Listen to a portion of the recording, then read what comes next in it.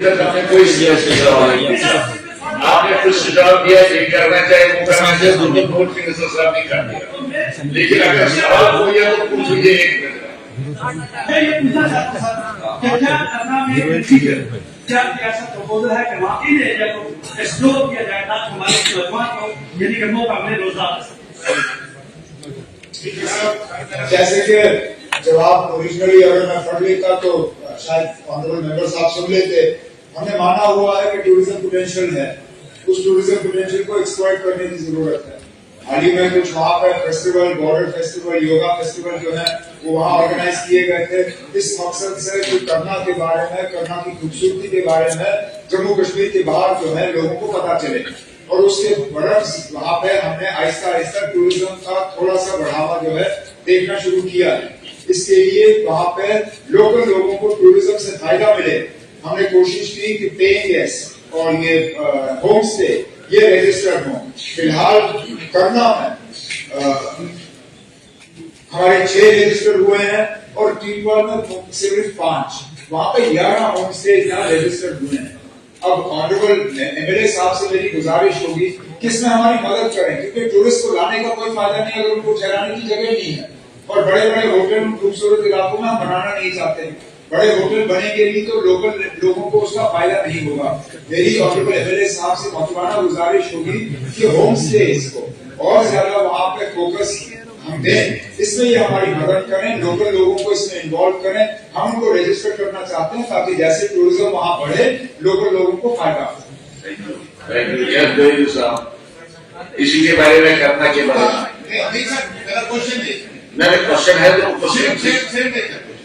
Nature अलग बात है। सवाल ये है कि अगर आपको सप्लीमेंट्री पूछना है तो करना के बारे में पूछें। अरे आपका सवाल कोई और होगा क्या है सर? मैं चीफ मिनिस्टर साहब से ये पूछना चाहता हूँ, मैंने क्वेश्चन दे दिया था, इसका जवाब उन्होंने दे दिया है, वो मुझे इसका सेटिस्फेक्शन है। लेकिन मैंने पिछली बार गुजारिश की थी कि इन इलाकों में करना हो, गुरेज हो सर, कुछ लोगों को ट्रेन करे, बच्चों को। हम तो गवर्नमेंट नौकरी सबको दे नहीं सकते। मैंने पिछली बार भी कहा था कि हम हाउस कीपिंग में इसका मैनेजर ट्रेनिंग के लिए कोई लड़कों को ट्रेनिंग गाइडेंस या गाइड ट्रेनिंग करके फिर शेफ ट्रेनिंग करके इनको कम से कम हम खबर कर सके वहाँ, क्योंकि जितने भी लोग इन इलाकों में जाते हैं वो बाहर से आते हैं। शेफ भी बाहर से आता है, क्या कहते हैं उसको, नेपाली हो या बाहर से, हाउस कीपिंग के लिए भी बाहर से मैनेजर। क्या गवर्नमेंट का इंटेंशन है कि इलाकों के लोगों को, बच्चों को ट्रेन करके इन इलाकों में खबर की जाए ताकि हम बेरोजगारी को थोड़ा सा कम कर सकें? इसको जवाब दो सर। ये करना के क्वेश्चन का सप्लीमेंट्री है या ऑनरेबल एमएलए साहब का AQ है जो इन्होंने पूछा? क्योंकि अगर AQ है तो फिर मुझे जवाब भी देना पड़ेगा।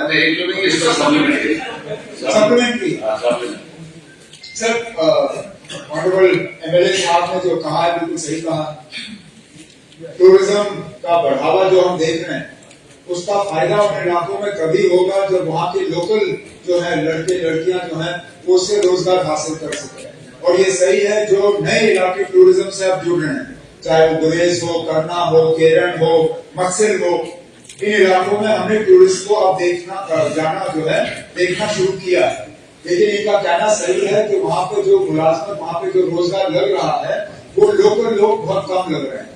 इसमें हमारी कोशिश होगी कि जो पढ़े लिखे, कम पढ़े लिखे नौजवान वहाँ पे हैं उनको हम आइडेंटिफाई करें। फिर जो हमारे ट्रेनिंग इंस्टीट्यूट, चाहे वो होटल मैनेजमेंट इंस्टीट्यूट श्रीनगर है, हमारे ITIs हैं, ट्रेनिंग इंस्टीट्यूट हैं, उन ट्रेनिंग इंस्टीट्यूट के तहत उनको तमाम को ट्रेनिंग दी जाए ताकि वो इलाकों में काम कर सके। और इसी सिलसिले में जो कल बजट के दौरान ऐलान हुआ था कि हम एक्सप्लोर कर रहे हैं यहाँ पे एंटरप्रेन्योरशिप और स्किल यूनिवर्सिटी, उसका मकसद ही ये है कि जो स्किल्स हमें चाहिए खासकर टूरिज्म के लिए, उन स्किल्स को बच्चों को वहाँ पर प्रदान करें ताकि बच्चे इन इलाकों में काम कर सकें। सब ये करना जो है, करना पेरेंट बड़े नंबर, ये एक ही रीजन है, एक रीजन है। मैं आपके चीफ मिनिस्टर साहब से ये जानना चाहता हूँ कि वाटर टूरिज्म के हवाले से आपने कल भी अपनी स्पीच में कहा है कि इन इलाकों को बढ़ावा दिया जाएगा। लेकिन मैं ये बात मानता हूँ, जब तक डिपार्टमेंट ऑफ टूरिज्म इन इलाकों में अपनी जिम्मेदारी नहीं मिलेगी, तब तक इन इलाकों को टूरिज्म के हवाले से बढ़ावा नहीं मिलेगा। मेरी गुजारिश होगी आने चीफ मिनिस्टर से कि इन इलाकों के लिए जब तक आप एक टूरिज्म डेवलपमेंट अथॉरिटी को बनाएंगे, ताकि टूरिज्म डिपार्टमेंट वहां जाके ऑन स्पॉट जाके वहां काम करे और ये देखे किन लोगों को सामने लाएंगे, किन इलाकों के लिए डेवलपमेंट करेंगे। और मैं केरल के हवाले से एक बात करना चाहूंगा सर, ऑनरेबल चीफ मिनिस्टर खुद भी जानते हैं, 1 लाख से ऊपर तजावज कर दिए हैं टूरिस्ट वहां केरल के इलाके में गए पिछले 2-3 साल में, लेकिन खुले आसमान के नीचे उनको रात को रहना पड़ा। कहीं पे कोई हट नहीं, कोई टेंट नहीं, कोई होटल नहीं, कोई रेस्टोरेंट नहीं, कोई बाथरूम नहीं, कुछ भी नहीं।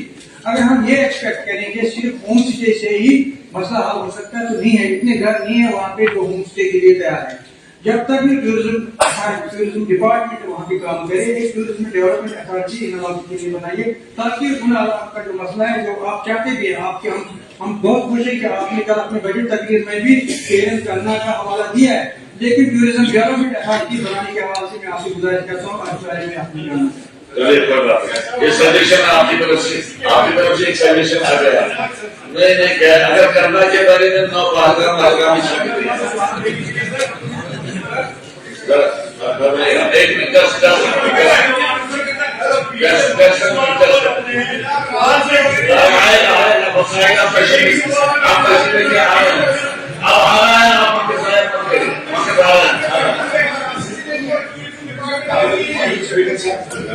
मैं आपकी वसादत से जनाब उमर साहब ने जो अपने जवाब में कहा कि hotel institute of hotel management Rajbagh में है, backbone of Kashmiri tourism. Sir मैं ऑनरेबल चीफ मिनिस्टर से मुल्काना गुजारिश कर रहा हूँ कि world famous tourist destination Pahalgam है, वहाँ पे institute of hotel management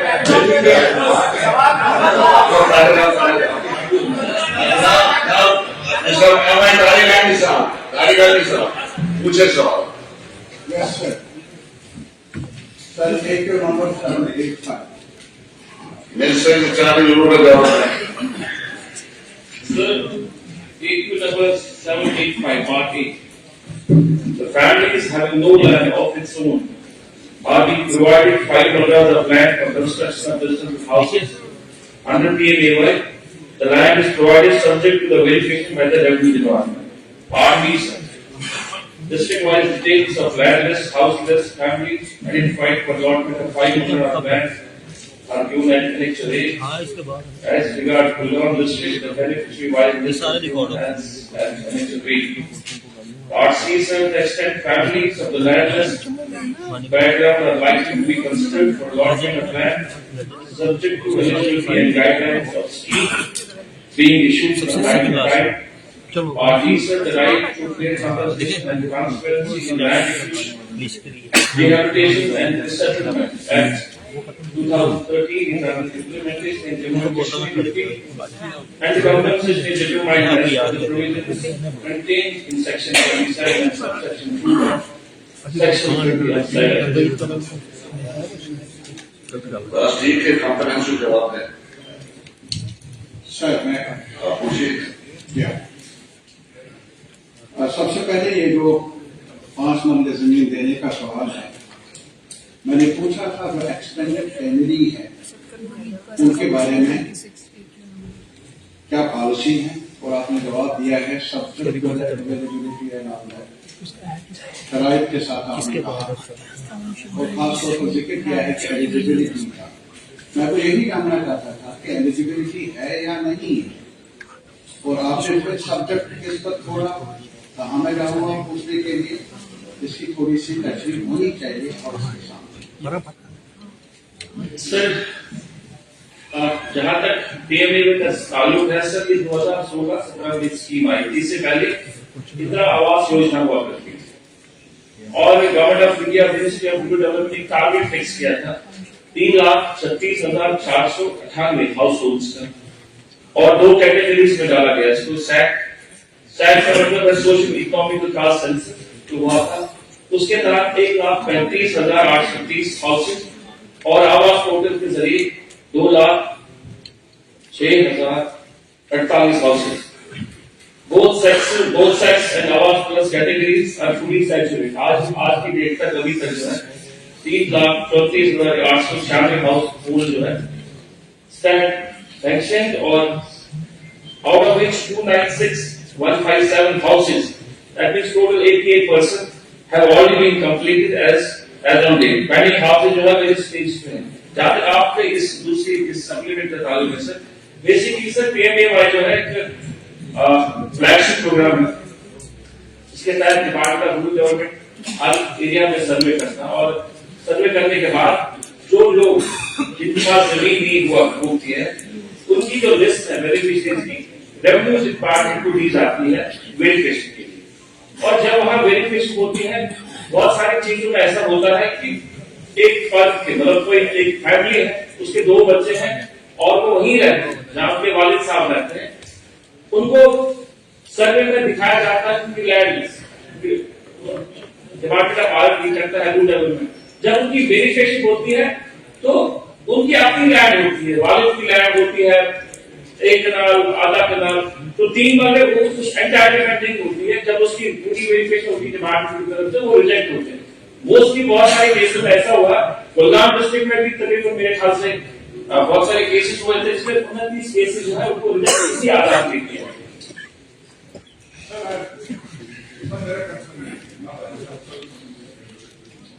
sir मैंने तो शुरू भी किया, कुछ कहने दीजिए, बड़ी मुद्दत के बाद सवाल पूछने का मौका मिला. सर मैंने एलिजिबिलिटी के बारे में मसलन एक बाप उसके 3 बेटे जवान लैंडलेस और फिर वो अलहदा हो जाते हैं, उनकी शादी भी होती है. मैंने ये कहा था एक्सटेंडेड चेंजेस उन जो बच्चे हैं जो अलहदा हो जाए बाप से, क्या वो भी एलिजिबल है? ये मेरे को आप देख लीजिएगा. मैं कल बताइए ग्रांट्स भी हैं, लेकिन जरूर इस बात पर सोचना चाहिए कि उन एक्सटेंडेड फैमिलीज का क्या. यस एक्सटेंडेड फैमिली के बारे में ये सवाल पूछा अभी मैं दूसरा सवाल इसी के साथ बाद में मुझे साहब मैंने ये सवाल पूछा है कि जहां तक 2013 का एक्ट है, मनमोहन सिंह साहब के वक्त में शायद हुआ है, वो अब भी लागू है यहाँ. और जो फेयर कंपनसेशन अगर हम जमीन एक्वायर करते हैं किसी भी मकसद के लिए, सड़क के लिए या किसी कोई चीज बनाने के लिए, तो एक फेयर कंपनसेशन मिलनी चाहिए उनको. मैं सिर्फ ये पूछना चाहता हूँ, अभी एक इलाका है डोरो हमारा, वहाँ रोमो स्कूल के तहत किसानों को 2000 कनाल मिली, लेकिन अब इस दौरान ये जो जब LD साहब का दौर रहा, इसमें वहाँ स्टेट लैंड करार दिया गया और गवर्नमेंट ने वहाँ बोर्ड भी लगा दिया. तो लाजमी तौर पर रोमो स्कूल के तहत उनको मिलेगी, उनको वो एक रिलीफ मिला था, उनको उससे डिप्राइव किया गया. मैं ये जानना चाहूंगा कि आप इस पर गौर कर ले, और आज नहीं तो फिर कभी हमें बताइएगा कि आपकी सरकार की, मौजूदा सरकार की पॉलिसी क्या है. और इसके अलावा कई जगहों पर मसलन हमारा रिंग रोड बन रहा है यहाँ बड़गाम की तरफ वगैरह, वहीं पर एक टाउनशिप भी बन रहा है. और टाउनशिप जहां भी आप बनाएंगे वहाँ दोनों तरफ 200 फुट के चौड़ा होना चाहिए, फिर 500 फुट जो है वो खाली रखा जाना चाहिए. जो किसान होगा वो उसको फरोख्त नहीं कर सकता है. मुझे ये बताइए, ये टाउनशिप बनाने का प्रोग्राम है क्या? कौन से लोग वहां बस जाएंगे? और जो कंपनसेशन का सवाल है, वो कंपनसेशन आज के वक्त में बहुत ही नाकाफी है, जैसा कि सरकार ने, डिपार्टमेंट ने या रेवेन्यू अथॉरिटीज है उन्होंने ऐलान किया है.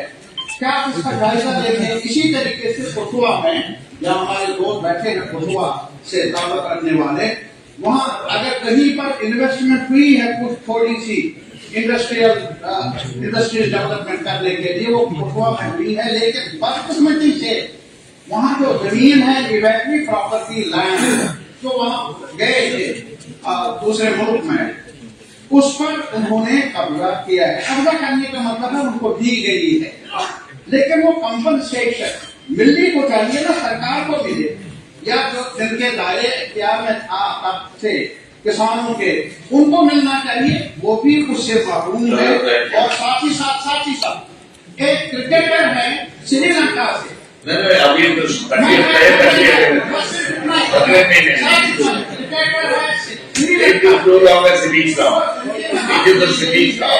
उसको जमीन अदा की गई है विदाउट इस पर ये क्या है? एक भी पैसा उनसे लिए बिना जमीन अलाट की गई है, क्या ये सही है? मैं सरकार से पूछना चाहता हूँ। इनके पास इसका जवाब आ नहीं सकता, ये नया सवाल है। इसलिए सर ये सवाल हाँ पता नहीं क्या बताना चाहते। Sir, when creatures have right to create compensation and transparency in land acquisition, rehabilitation and dissatisfied acts. Fair compensation का मकसद ये है sir, land owners receive at least 2 times the market value in urban areas and 4 times in market value in rural area. इसका ये मकसद हुआ sir, जो हमारी म्यूनिसिपैलिटीज है वो वहाँ डबल मिलता है और जो रूरल एरिया है वहाँ 4 गुना मिलता है। सर्कल जो म्यूनिसिपैलिटी के सर्कल से वहाँ और रेट थोड़े हाई होते हैं कंपेयर टू रूरल एरिया में। रूरल एरिया में रेट सर्कल से कम होते हैं, उसी की वजह से वहाँ डबल मिलता है म्यूनिसिपल एरिया में और 4 टाइम वहाँ मिलता है रूरल एरिया में। और दूसरा से एडिशनली 100% सॉलिड पेड हुआ है अगर compulsory in case of compulsory acquisition, जहाँ कंपल्सरी एक्विजिशन होती है वहाँ 100 टाइम्स ओवर एंड अबव देते हैं सर, जहाँ कंपल्सरी गवर्नमेंट को जब लैंड चाहिए थी। इसमें sir consent of effective people, private projects के बारे में कहा था, required 80% consent of effective families. इसी तरह से पब्लिक प्राइवेट पार्टनरशिप में projects require 70% of consent of effective families. For government projects there is no consent. इसी तरह से rehabilitation for effective families and provides for resettlement of displaced families with housing or land, but दूसरा की implementation इसकी नहीं हो रही है अभी तक। Social impacts assessment through panchayats before acquiring land, government conduct social impact assessment study, इसकी भी उस तरह से implementation नहीं हो रही है, उसका बहताव करते हैं। The projects can be cancelled or modified, but not done in a large scale.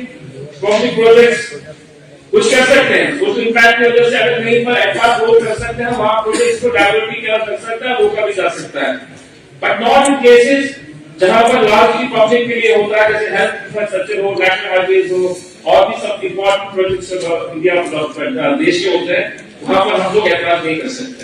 इसी तरह से section 27 how the land prices and section 28 decides. जब when the government takes land for projects, the owner must get a fair price. Section 20 explains how to calculate this price. Act को explain करें। तो act को सबको everybody is expected to follow the law. Everybody is expected to follow the law. जैसा finance का आप पूछा करते थे। स्पीकर सर, आपके नंबर बोल रहे हैं, आपके नंबर बोल रहे हैं। स्पीकर सर, मैं आपके ध्यान में लाना चाहूंगा जो अभी मेरी कॉन्स्टिट्यूंसी में सर अगर इसमें सप्लीमेंट्री ऑनरेबल मेंबर ने पूछा तो आगे ये सेटिस्फाइड नहीं तो हाफ एन आवर डिस्कशन के लिए रखे लीजिए सर। कितने हम जो सही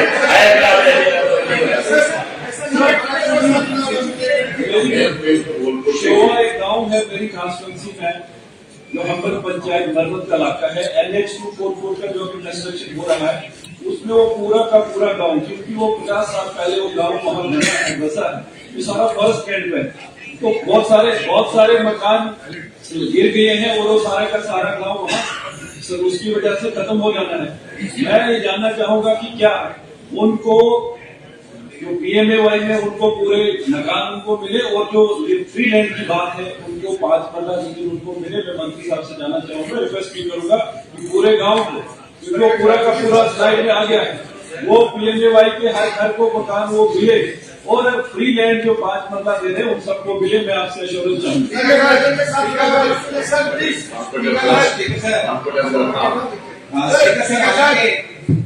हालांकि ये जो कॉम्पनसेशन का इशू है तो ये पर्टेन इस मिनिस्ट्री को नहीं करता है, लेकिन पार्ट ए में जैसे उन्होंने कहा कि जब आप कोई लैंड लेते हैं किसी पर्पस के लिए और कॉम्पनसेशन में, तो मैंने सीएम साहब को लेटर भी लिखा था कि मेरी विधानसभा चुनावी क्षेत्र के अंदर जब ये लैंड कॉम्पनसेशन प्रधानमंत्री ग्रामीण सड़क योजना के तहत मिलता था तो मेरा एरिया दीवार है, पता नहीं किस वजह से वो पूरा एरिया वहां पे सड़कें बनी लेकिन किसानों को मुआवजा नहीं मिला। तो मैंने रिक्वेस्ट भी करी थी, तो मैं जानना चाहूंगा कि वो पर्टिकुलर एक कॉन्स्टिट्यूएंसी है पूरे स्टेट के अंदर, सेम टेंडर हुआ, सेम प्रोजेक्ट था, सेम स्कीम थी, लेकिन नैनी विधानसभा क्षेत्र के किसानों को मुआवजा नहीं मिला, सड़कें बन गई, बाकी पूरी जेएनके के अंदर मिला। तो मैं अपील करना चाहूंगा, गवर्नमेंट से रिक्वेस्ट करना चाहूंगा कि नैनी विधानसभा क्षेत्र के लोगों का जो मुआवजा है वो उनको जल्द से जल्द रिलीज किया जाए प्रधानमंत्री ग्रामीण सड़क योजना। As honorable member has asked the question, he gave a particular reference to Kodua, and I think honorable member is right.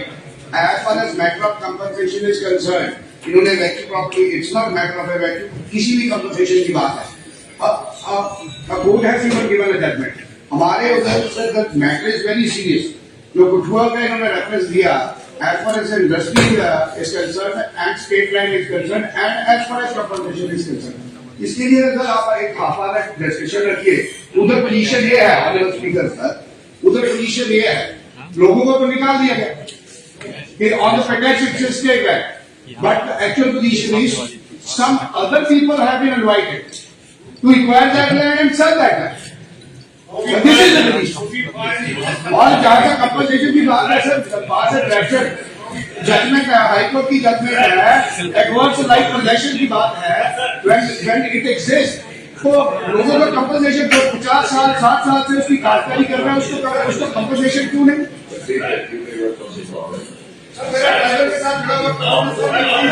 जुड़ा हुआ क्या है, ये पूरा जुड़ा हुआ है, क्या जुड़ा हुआ बताइए आप, एक साल पहले उनको बोल देते। सर रिक्वेस्ट ये है कि हमारी ट्राइबल कम्युनिटी ही ज्यादा जो क्वेश्चन के मुताबिक उसमें रहती है, जंगलात के अंदर भी हमारे लोग रहते हैं, उनको आज में निकाला जाता है। ये जो 5 बजे की जगह है, क्या 2 लोग अरेस्ट में रहते उनको दी जाएगी? एक नंबर 2 सर, आज भी मुझे कभी सुबह पहुंच गया वहाँ इस उधमपुर से, ये 2 आदमी हैं जो पिछले 50 साल से बाहर रह रहे हैं, उनको आज वहाँ से निकाला जा रहा है। मैं रिक्वेस्ट करता हूँ आगे मिनिस्टर साहब से कि ये हमारी कम्युनिटी के लोगों ने कि उनको वहाँ से नहीं गिराया जाए, कहाँ 5 बजे की जगह दे रहे हैं, उनको निकाल रहे हैं।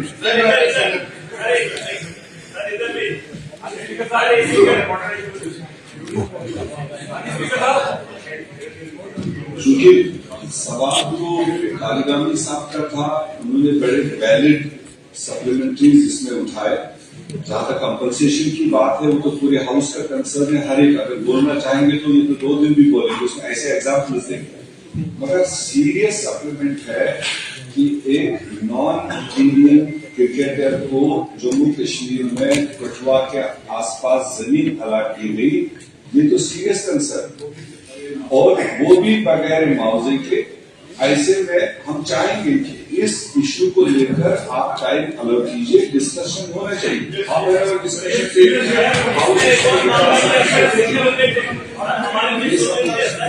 आपका कुछ कहना है मिनिस्टर साहब, कहना है इनके बारे में कुछ सवाल आता है?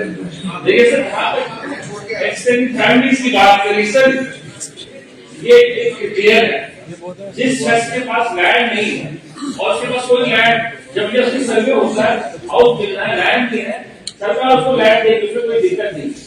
प्रॉब्लम यह आती है कि जहां पर फैमिलीज के 2-2 बच्चे 3-3 बच्चे हैं, वो मैंने आपको बता दिया, जो आपने कंसर्न कर, चूंकि सर ये रेवेन्यू डिपार्टमेंट को कोऑर्डिनेट करता है, हमारा इसमें ये मानना है कि हमारी नॉलेज में अगर आप ऐसी कोई बात है उसको देखने की जरूरत है कि क्या बात है। बस ये साहब कैसे बैठे, आप कैसे बैठे, आप तहसील में बहुत ज्यादा पसंद आए, दूसरे सवाल का हिस्सा नहीं,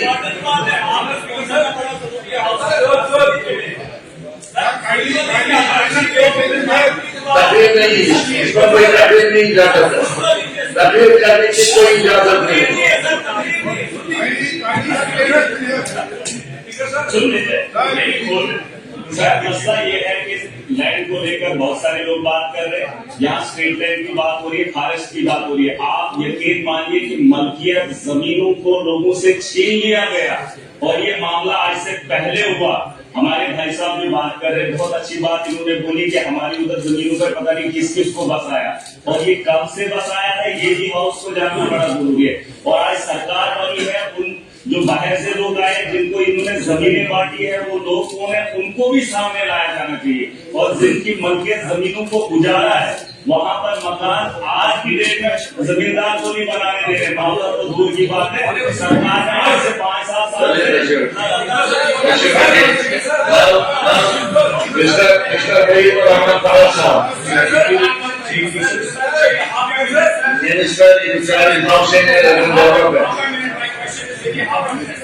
सर ये प्रधानमंत्री आवास योजना प्रधानमंत्री आवास योजना में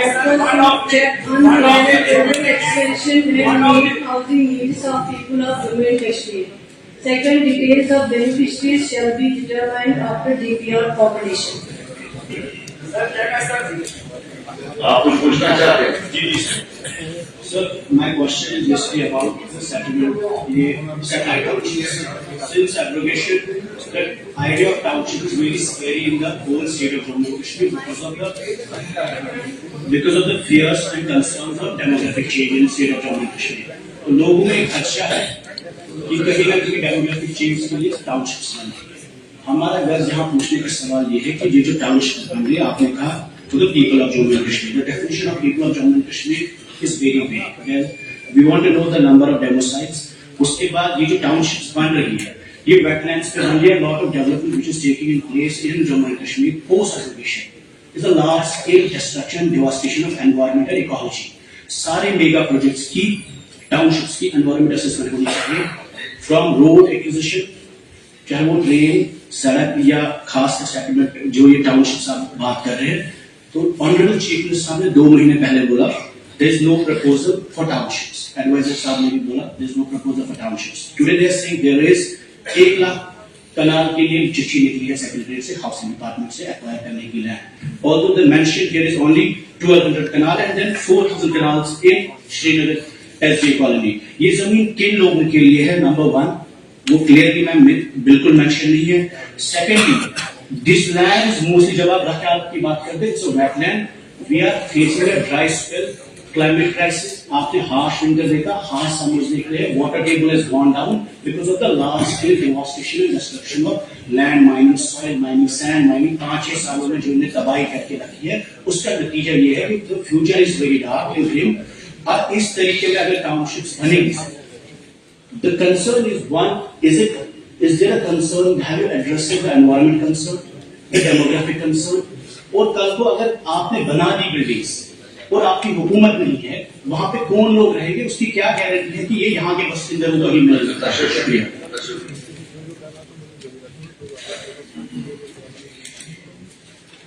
सर, जो ऑनरेबल मेंबर ने सवाल पूछा है वो डिटेल्स है लेक्चर ए में।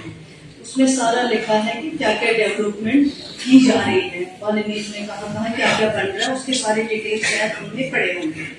अब इन्होंने जो सेकंड पार्ट में जो हमने कहा है details of beneficiaries shall be determined after DPR formulation.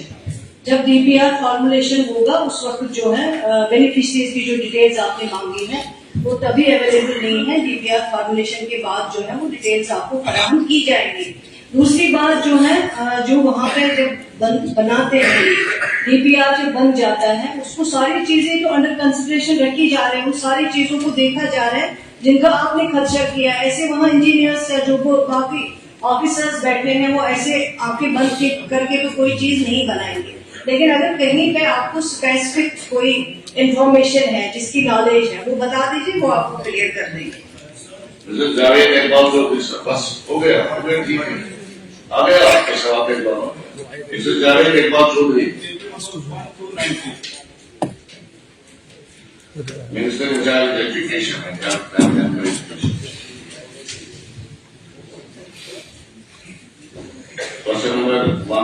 Ji sir, AQ number 1293. Sanction strength of teaching faculty, CMOs, LMOs is 190. In position 55. Vacant 64. Sanction strength of non-gazetted staff 415. In position 293. Vacant 121. All vacant technical faculty posts stand referred to JKPSC for advertisement and selection of suitable candidates. The vacant posts are regularly being filled on the academic arrangement basis in order to meet the shortfall of faculty in each discipline in terms S0364 of 2020 dated 27/11/2002. With regard to filling of the non-gazetted vacancies, the matter is under active consideration in the department. Sir, there is also 62% staff. Sir, supplementary sir, after like जो staff है और कागज के ऊपर बहुत बड़ा work pressure है। एक कागज को जो है 4 का काम करना पड़ता है और हमें पब्लिक का गुस्सा सहना पड़ता है क्योंकि कोई ना कोई इंसिडेंट डेली मेडिकल पालन होता है और रिक्रूटमेंट प्रोसेस है, इसको फास्ट ट्रैक किया जाए। अगर तब तक जो है एक inter medical college transfer policy बनाई गई, दूर दराज के कॉलेज हैं, इनमें कोई भी जाने के लिए तैयार नहीं होता है। तो जैसे गोल्डा मेडिकल कॉलेज में स्पेशली अनाउंस किया गया है, ऐसे रजौली के लिए दिया जाए ताकि शामिल को ओवरकम किया जाए। साथ ही साथ वहाँ पे MRI की फैसिलिटी नहीं है, 1000 से 1200 पेशेंट डेली आता है। आपने पोस्ट उसके बारे में पूछा, पोस्ट के बारे में आपको इंफॉर्मेशन मिली हुई थी ना? साहब ने 2 बातें कही। एक तो कहा कि जो खाली पोजिशन हैं उनको अफेयर से और बाकी रिक्रूटमेंट एजेंसी को एक बात, और जब तक वो वहाँ पर अपॉइंटमेंट नहीं होती है तब तक एकेडमिक अरेंजमेंट के तहत ये एम्प्लॉय कर रहे हैं, वहाँ पर लोगों को काम चला रहे हैं। ये ठीक है, आपका सुझाव ठीक है, फास्ट ट्रैक करना है कि जहाँ जाए वैकेंट पोजिशन है उनको जल्दी तलब करना चाहिए। ये तो कंसर्न है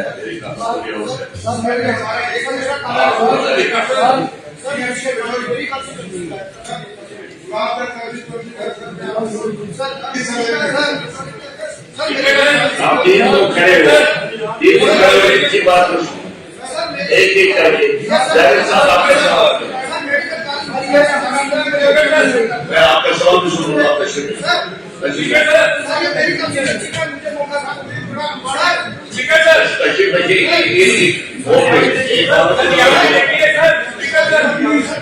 नंबर बोल रहा है, आप तशरीफ रखिए ना, फिर कहाँ सुनो, इधर सुनो या इधर सुनो?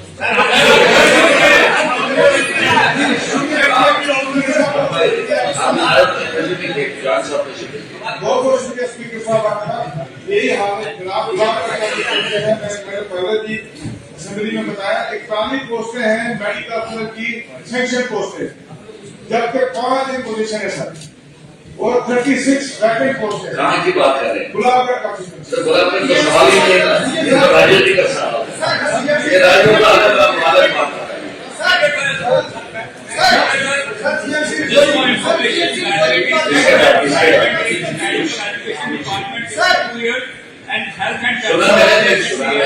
आप कभी इनको पूछते दीजिए, आपका सवाल क्या है? इसके बाद and it show the step is being taken to overcome the crisis. क्या पूछा सवाल? आपने सुना whether it is fact that retirement age in medical education department 62 years and health and family welfare 60 years, despite both being the partners in public health care. Second, whether it is fact there is a acute shortage of healthcare professionals in peripheral areas, and it is so the steps being taken to overcome the crisis. सवाल है, आप बताइए, फरमाइए आप, मुजफ्फर साहब क्या सवाल है? सर ये तो मेरी बात सुनिए सर, इसके बाद सर आपने मेरी इनको बोले दीजिए, इसके बाद सर मैंने मेरी बात इसको बोलने बोलना है, ये बोलेगा, इसके बाद आपका सवाल आएगा, इसके बाद आपका सवाल आएगा, इंतजार साहब, इसके बाद आपका सवाल आएगा, इससे पूछिए। जो भी अम्बेडकर हेल्थ मिनिस्टर साहब ने एक डिसीजन लिया decongest the government medical college urgently. हम मदर चाइल्ड केयर हॉस्पिटल को शिफ्ट करेंगे, उस पर पैसा भी खर्चा किया, बिल्डिंग कंप्लीट है, लेकिन क्या वजूहात है कि वो मदर चाइल्ड केयर हॉस्पिटल वहां से शिफ्ट नहीं हुआ। दूसरा, मैं ये भी पूछना चाहूंगा कि ये जो रेफरेंस है पब्लिकेशन स्टेशन, इसमें क्या कोई टाइम फिक्स है? अदरवाइज रेफर करके हम लोग क्या सालों इंतजार करेंगे डॉक्टर्स का? थानाबंदी में हमारा आज भी पीएचसी है, बहुत बड़ा इलाका है। मैंने कई बार रिक्वेस्ट की ऑनरेबल मिनिस्टर साहिबा से भी कि एक बार उसको अपग्रेड किया गया था, वो सीएचसी बनाया गया, लेकिन वो आर्डर डेफिनेट हो गया। उसके बाद क्या वो उसको अपग्रेड करना चाहते हैं? यही हालत मंजाकोट की है। मंजाकोट में आज तक एक डॉक्टर एमबीबीएस भी नहीं है पीएचसी में। मंजाकोट अलग सवाल है। हाँ, इतिकाद साहब आप पूछे क्या पूछना चाहते हैं? सर ये जो है वो डाई डिस्ट्रिक्ट को कैटर करता है। इंपॉर्टेंट जीएमसी है हमारा पूर्ण सब्जोरी और आधा एक हिस्सा जो रियासी का है। जिस तरीके से मिनिस्टर साहिबा ने बताया कि वहाँ 62% स्टाफ की कमी है, और इन्होंने कहा कि हमने एकेडमिक अरेंजमेंट वहाँ बनाया हुआ है, लेकिन हालात जो है मेडिकल कॉलेज के अच्छे नहीं है। हर दिन कम से कम पिछले अगर आप 1 महीने की बात करें, 17 लोग हमने बटाल में खो दिए, और हर दिन कोई ना कोई डेथ होती है जिसका हमें गुस्सा झेलना पड़ता है, क्योंकि वहाँ स्टाफ की कमी होने की वजह से। दूसरा, मैं चीफ मिनिस्टर साहब का शुक्रगुजार हूँ, क्योंकि कैथ लैब इन्होंने बजट में अनाउंस किया कि पीर पंजाब रीजन में कैथ लैब और एमआरआई इन्होंने अनाउंस किया कि वो दिया, ये हम उनका शुक्रगुजार हैं। सर, उसके साथ ही मेडिकल कॉलेज के साथ एक बिल्डिंग है जो कंप्लीट बिल्डिंग है, सिर्फ उसकी कुछ लायबिलिटी पेंडिंग है, जिसकी वजह से मिनिस्टर मैडम हमें बताया कि वो बिल्डिंग कंप्लीट है, सिर्फ शिफ्ट नहीं हो रही, सिर्फ 2 करोड़ रुपए उसकी लायबिलिटी है। तो मेरी मिनिस्टर मैडम से रिक्वेस्ट है कि वो इस बारे में ग्रांट रिलीज करे ताकि उसको शिफ्ट करे, ताकि बर्डन कम हो। तीसरी, जो मदर चाइल्ड के हॉस्पिटल 2 करोड़ रुपया उसके खर्च हुआ, गवर्नमेंट जब मैडम जोरी विजिट किया था, इन्होंने कहा था कि उसको हम जल्दी शिफ्ट करेंगे, लेकिन अभी तक उसको शिफ्ट नहीं किया गया। तो ये भी मेरी उनसे रिक्वेस्ट है कि जब उसको शिफ्ट करेंगे, क्योंकि हमारा हॉस्पिटल एक जगह है, मेडिकल कॉलेज 10 किलोमीटर दूसरी जगह है, तो वो बीच में जाम का काफी रहता है। ना तो जो प्रोफेसर है, ना वो पेशेंट चेक कर सकते हैं, ना वो उनको बढ़ा सकते हैं। तो कोई ऐसी कनेक्टिविटी हो, या तो वहाँ हॉस्पिटल शिफ्ट हो, ताकि ये इस प्रॉब्लम को साफ किया जाए। जवाब दे